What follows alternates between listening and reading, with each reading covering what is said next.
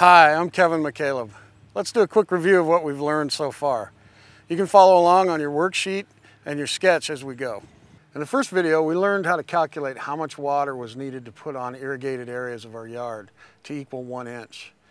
In the second video, we calculated how much water our sprinklers were putting out each minute. We converted that number from cubic feet to gallons of water. We were able then to divide the gallons per minute, which is the output, into the amount of water each area needed, the input. And the result was how many minutes the sprinklers needed to run to put down 1 inch of water on our yard. The third video showed us how to make some adjustments to compensate for irregularities in our sprinkler systems or landscaping. Hopefully you have all made those adjustments by now. In this video, we are going to build a schedule based upon the information we got from the previous videos. So break out your sketch, the worksheet, your pencil, and a calculator, and let's get started. A schedule is made up of 3 things: when to water, which means what time or times of the day to start watering; how long to water, which is how many minutes or hours in the watering cycle. Number 3 is how often to water, how many times per day, days per week, month, etc. that you want to water. Included in those 3 things are weather conditions, which will vary throughout the season. The water needs of the plant material, the depth of the roots, the hardiness, the drought tolerance, and also the characteristics of the area being watered, the type of soil, its exposure, the slope, etc. Our first step will be to refer back to our sketch.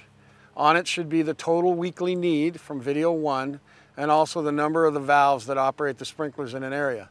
You may see that more than one valve operates sprinklers in a particular area. Both valves' output, the gallons per minute, will be added together to calculate that area's water needs. On this worksheet, identify Zone 1. As you work across the sheet, you'll see a space for the programs, A, B, C, or D. This is just a way to keep separate whether we're watering turf or watering shrubs on the different programs. I like to keep them separate. You'll also see a place for the type. T is for turf, S is for shrubs and trees, M is for mixed. This is just a way, again, of identifying on which program these particular types of landscaping are on.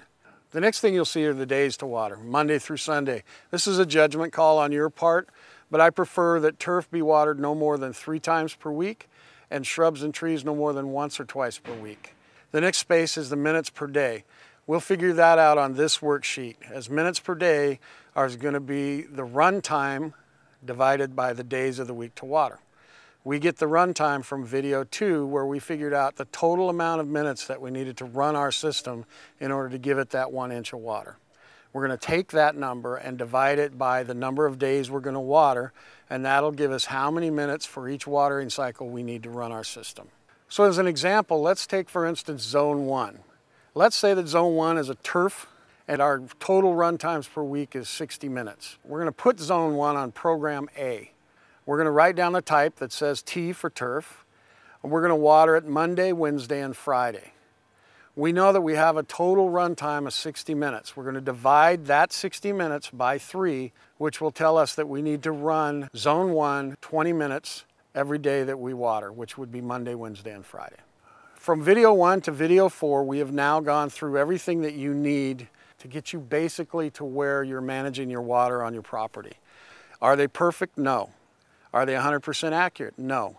You still need to pay attention to see that there's no runoff, to watch that your sprinklers are staying on your yard, to see to it that the programs are running the appropriate amount of water.